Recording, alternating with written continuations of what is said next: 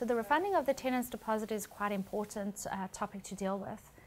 insofar as that it regulates that a tenant and a landlord must perform a joint incoming inspection to document how the property was handed over to the tenant, and then to perform a joint outgoing inspection where the incoming and outgoing inspection can be looked at to determine any of the damage that the tenant caused during the duration of the lease agreement. The refunding of the deposit then has to take place within 7 days of the tenant's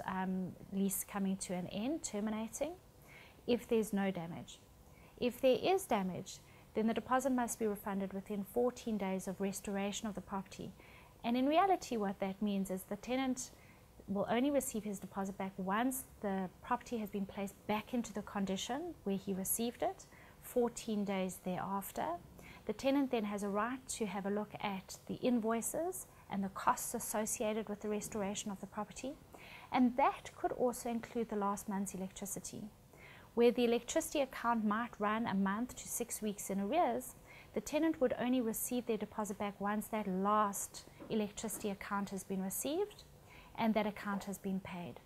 If the tenant doesn't perform the joint outgoing inspection, then the deposit will be refunded within 21 days of the termination of the lease, or when the landlord became aware that the property was now vacant. In terms of the Rental Housing Amendment Bill, the tenant's deposit is now further protected insofar as should the landlord die or be sequestrated, the deposit does not form part of the landlord's deceased or sequestrated estate. So the tenant's deposit would then be protected